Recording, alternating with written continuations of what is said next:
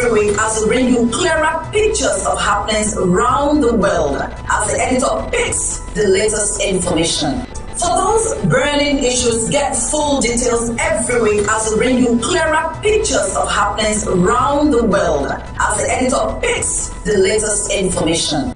For those burning issues, get full details every week as we bring you clearer pictures of happenings around the world as the editor picks the latest information. For those burning issues, get full details every week as we bring you clearer pictures of happenings around the world as the editor picks the latest information. For those burning issues, get full details every week as we bring you clearer pictures of happenings around the world as the editor picks the latest information. For those burning issues, get full details every week as we bring you clearer pictures of happenings around the world as the editor picks the latest information. For those burning issues. Fantastic Monday morning to you. Welcome to another episode of Editor's Pick. My name is Akilachi KJ. It's the first Monday in the month of September, and a whole lot is definitely happening this month of September. Kids are going back to school, so I'm sure parents are gearing up to bear the cost of prices, returning to school. And in this period, everything has gone up. The price of almost every commodity and every service have gone up. Schools have sent advance notice to parents even before the holidays that school fees prices will go up. So I'm here to encourage all parents, wards, guardians who are sending kids back to school this month. It is well with you. And in that vein, we're starting our first story surrounding around this cost or increase in prices, where NLC has threatened to shut down the economy. Nigeria Labour Congress, NLC, has threatened to shut down the economy, starting with a 2-day warning strike that will take place on Tuesday, September 5 and Wednesday, September 6. The decision to embark on this action was reached after the National Executive Council NEC meeting of the Congress. Now, briefing journalists on Friday, the president of the NLC, Comrade Joe Ajero, while reading the resolution, said, NEC in session of NLC resolved to embark on a total and indefinite shutdown of the nation within 14 working days or 21 days from today until steps are taken by the government to address the excruciating mass suffering and the impoverishment experienced around the country.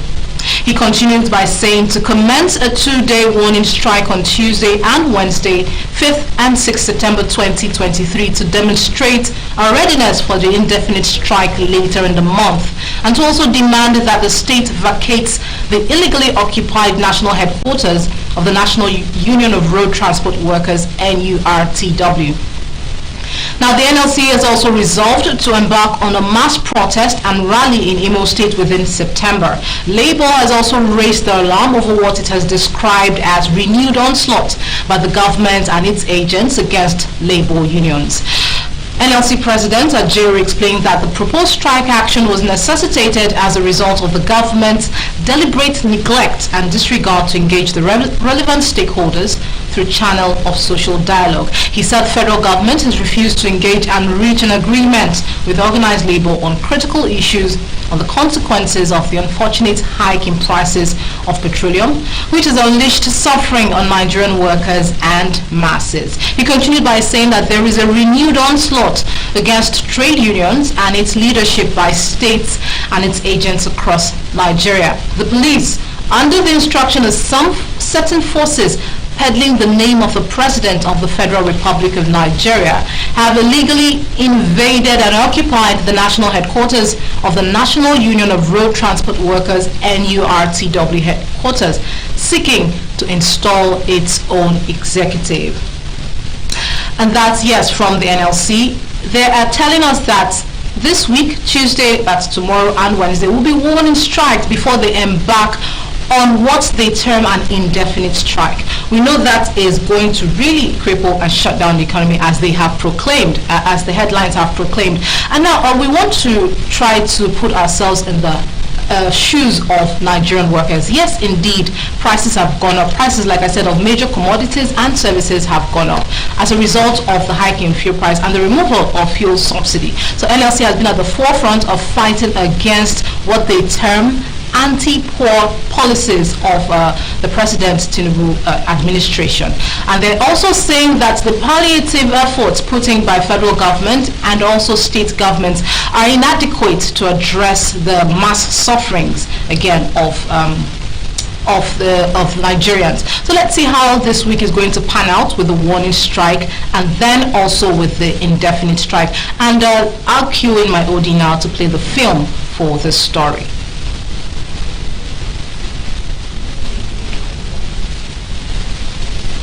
If we don't talk, after shutdown, we still come back to talk. So which one is better?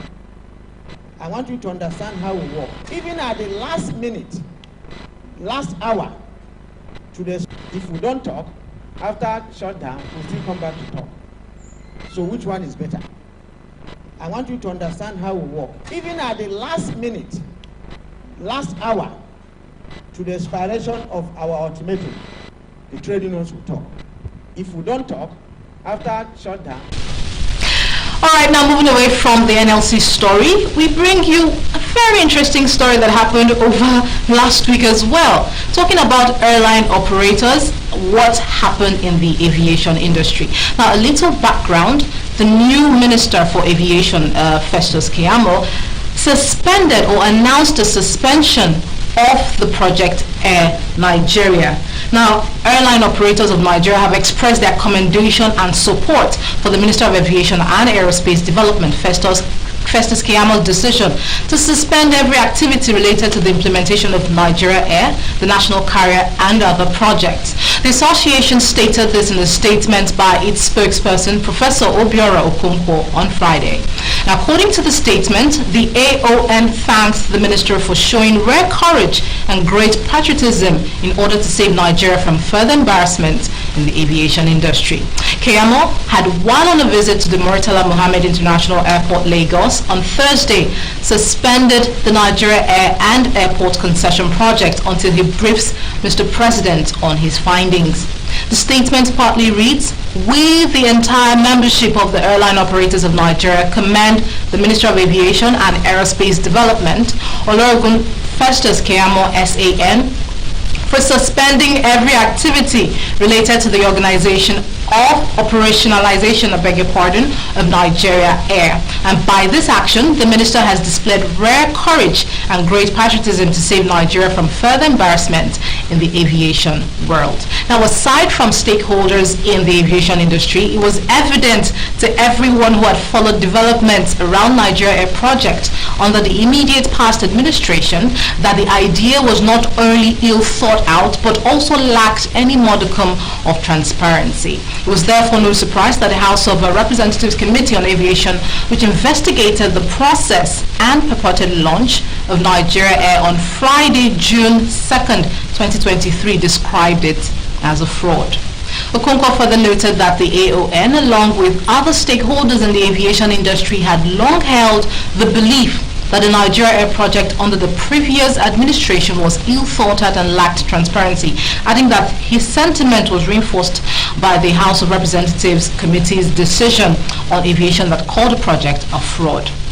Now, Nigeria Air, the national carrier project, has been embroiled in lots of controversies, especially in the twilight of former President Muhammadu Buhari's administration. It could not progress to phase 2 of the AOC process in June 2023, according to a letter from the Nigerian Civil Aviation Authority. However, the AON said it remained confident that the suspension of the Nigeria Air project would allow for a thorough review, and the minister would work towards putting things right and restore Nigeria's image in the global aviation community. They also said that they believe that floating a national carrier on the terms set out by the previous aviation minister, Hadi Sirika, would be detrimental to the aviation sector in Nigeria, potentially leading to the dominance of Ethiopian Airlines. Now, the statement reads, "It remains a puzzle to Nigerians why the process of actualizing such a major national carrier project was shrouded in almost utter secrecy until the end of the last government. However, We remain confident that by suspending the Nigeria Air project to allow for a thorough review, Aviation Minister Festus Keyamo SAN will put things right and help restore Nigeria's image in the global aviation family. The AON continues to believe that it's not right to float a national carrier set out by the last administration and will undermine or destroy Nigeria's aviation sector, in line with Ethiopian Airlines waiting on the wings for a total takeover. We have no doubt, they continue to say, that the new aviation minister has the right vision for the development of the sector, which is driven by public interest considerations for the good of Nigerians. They continue to commend him and his great leadership that he has shown very early in his tenure, and they pledge their unalloyed support in his quest to reform the aviation sector and implement other components of the aviation roadmap for the overall good of the Nigerian economy. So let's take a look at this video. We should move and use the new terminal. That's all I've said. The new terminal that is underused. We spent a lot of money building it, and we have to use it. The old terminal is a total eyesore. Since I came into office, I've heard complaints upon complaints. The central air conditioner is not working. The carousels are not working. They broke down quite often. And the approach into the airport is smelly. It is totally unwelcoming, to people coming into Nigeria. And that is the gateway to Nigeria. While inspecting some of... We should move and use the new terminal. That's all I've said. The new terminal that is underused. We spent a lot of... Now, taking a look at this aviation story, still a bit on it. It begs the question, how long will Nigeria and Nigerians continue to behave in a manner that seems to be anyhow on the global platform? Now this, a lot of people who follow the story of this national carrier project, which is Nigeria Air, a lot of secrecy, as they've said, was shrouded around the project, and it seemed haphazardly done. It was as if there was a rush to commission a project just as the outgoing president or the outgone president was about leaving office. A lot of Nigerians, there was a general outcry saying how illegal and illegitimate the project was, and at that time it seemed as if people who were speaking out were just enemies of the state or were termed as persona non grata. But now we can see that the House of Representatives Committee on Aviation has also called the same project a fraud, and the stakeholders in the aviation sector are now applauding the new aviation minister for suspending the project. My question is, where were these people when the project was being commissioned? Will Nigerians continue to carry on this way? How much was spent before they even commissioned the project before President Buhari left office? This just shows that Nigerians or the administration is still not ready. And how sure are we that this new administration will still do something better? But like Ilion says, they are hopeful, and let's keep hope as Nigerians. And now moving on to our next story. Serap sues Tinubu over unlawful ban of 25 journalists from Aso Villa.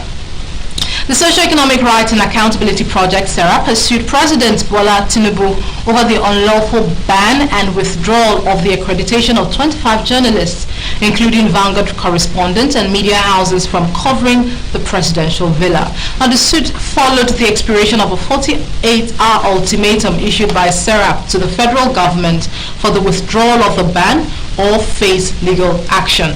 SERAP urged Tinubu to publicly instruct the officials in the presidential villa to allow journalists and media houses to freely do their job and discharge their constitutional duty of holding those in power to account.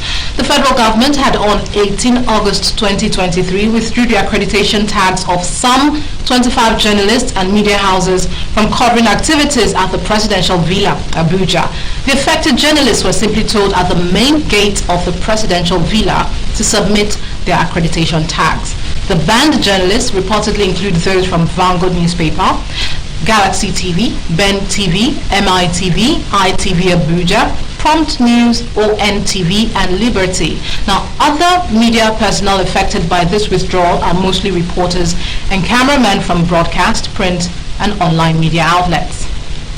In the suit filed on behalf of Serap by its lawyers, Ebun Oluadegboruwa, SAN, Kolawole Oluwadare, and Ms. Valentina Adegoke, last Friday at the Federal High Court in Lagos, Serap is seeking an order to direct and compel President Tinubu to reverse the revocation of the accreditations and ban on 25 journalists and media houses from covering the presidential villa. Now, an order of perpetual injunction to restrain President Tinubu or any other authority, person or group of persons from arbitrarily or unilaterally revoking the accreditations of any journalists and media houses from covering the presidential villa. Serap is also seeking a declaration that the withdrawal and revocation of accreditation tags and ban on the journalists and media houses from covering the presidential villa without any lawful justification is inconsistent with the rights to freedom of expression, access to information, participation, and media freedom. Now, in this suit, Serap is arguing that if not reversed, the arbitrary ban on the journalists from covering the presidential villa would open the door to other cases of arbitrariness and would restrict people's rights to freedom of expression, access to information, participation, and media freedom. Serap is also arguing that the withdrawal of the accreditation of the journalists is without any lawful justification. It is inconsistent and incompatible with plurality of voices, diversity of voices, non-discrimination, and just demands of a democratic society, as well as the public interest. And now that's Serap speaking on behalf of the banned media personnel. The thing is, we don't know why the media personnel were banned. There's no reason as given by Aso Rock Villa why they banned, or is this a targeted onslaught on certain media houses? We don't know. But at least Serap is always there to fight for the human rights. And as quite rightly noted by Serap, banning these media houses or this media personnel from reporting is an infringement on human rights and the right for freedom of expression and for the right for others to also know what's going on and hold our leaders accountable. So that's well done to Serap. I mean, Serap is always known for filing suits against federal government and certain people in places of authority, holding them to account. Let's see, we'll follow the story closely and see how this pans out. Now, moving on to our next story. Our next story reads, anxiety in flood-prone states as Cameroon opens Lagdo Dam. Now, last week we heard the Lagdo Dam in Cameroon actually wrote to Nigeria informing that they were about to open the dam, which will as well affect forefront or shoreline states along the River Niger. Now, some states have said that they've started taking steps to stem the tide of severe flooding that may result from release of water from the Lagdo Dam in Cameroon. The Cameroonian government had, in a letter addressed to the National Emergency Management Agency, NEMA, in the weekend, warned of its intention to release water from the Lagdo Dam and asked the agency to take precautionary measures. Now, however, some states which are on the front line of flooding caused by the release of water from the dam said they had already started taking steps to prevent loss of lives and destruction of properties. Such states include Lagos, Benue, Delta, and they have also asked people living in flood-prone areas to relocate to higher grounds. Reacting to the alert from the Cameroonian government yesterday, the Permanent Secretary, Lagos State Emergency Management Authority, LASEMA, Dr. Femi Oke, assured of the state government's preparedness to promptly tackle any possible emergency that could arise from the impending flood in the state. Now, according to him, the state government has approved LASEMA with 144 units of facilities that would accommodate about 5,000 internally displaced persons, IDPs, in the event of any emergency. He said Lagos is well prepared. As you can see, LASEMA has changed from management to holistic emergency management. What we have here is that we have moved into the improved strategy of clearing building canals, and ensuring local governments have their local response called Environmental Guard.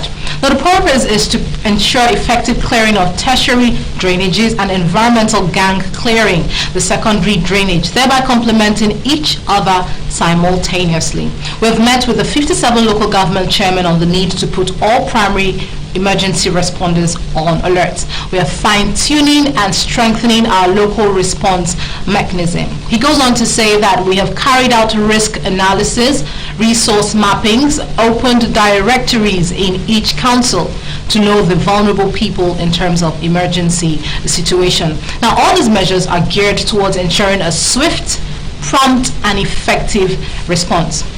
Reacting to the alert from a Cameroonian government about the Lagdo Dam,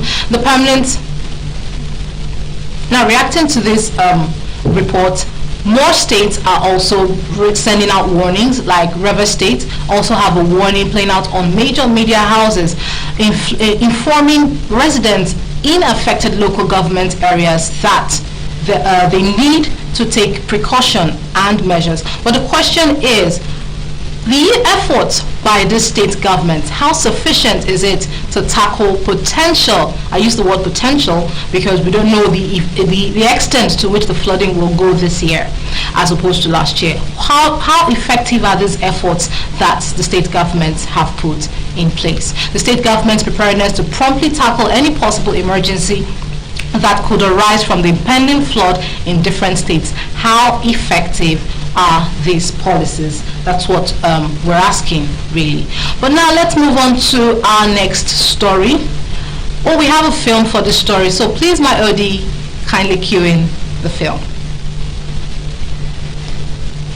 A lot of things have been put in place, to curtail and mitigate the heavy weight of this flooding to our people.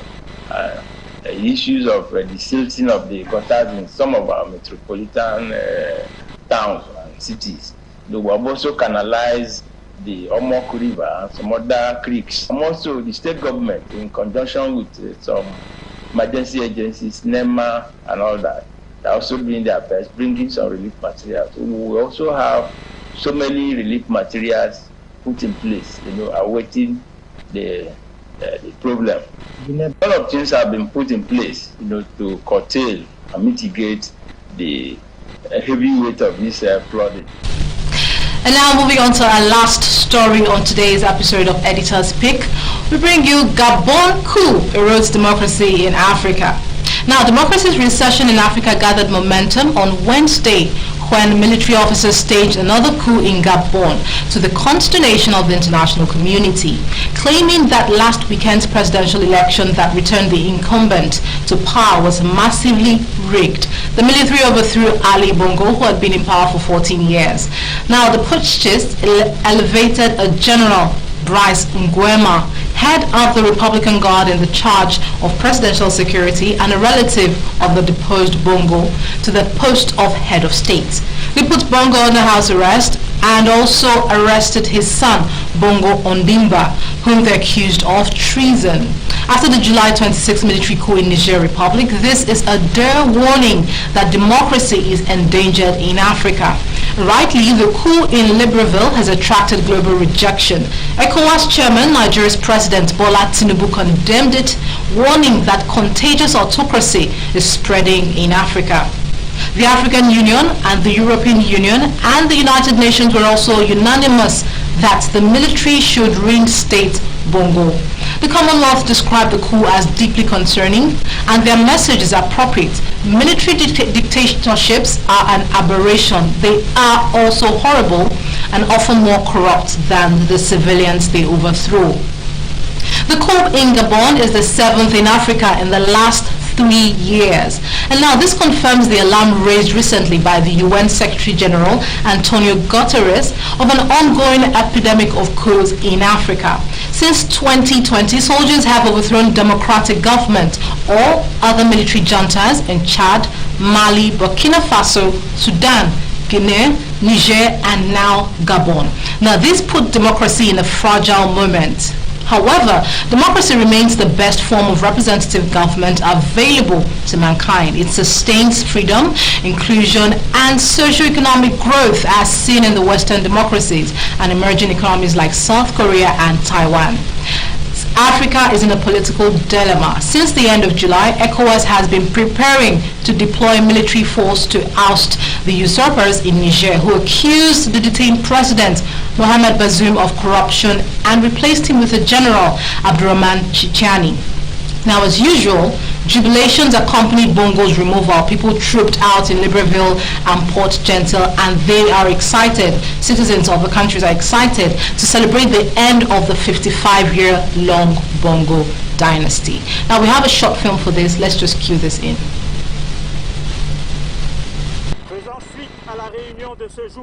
All of the commanders-in-chief and chiefs of staff, as well as the generals in the second section of the Gabonese Republic, were present for the meeting. General Brice Oligui Nguema was unanimously appointed chairman. Bongo remains under house arrest. He pleaded for help in a video that aired Wednesday. I'm Ali Bongo. And now with that story, that wraps up this episode of Editor Speak. Thank you for joining me and staying with me, giving you stories or headlines that happened last week all around the globe. I'll do this same time next week. Please stay tuned. I am Akilachi KJ.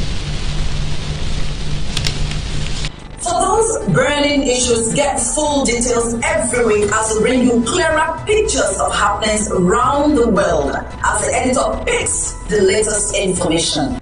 For those burning issues, get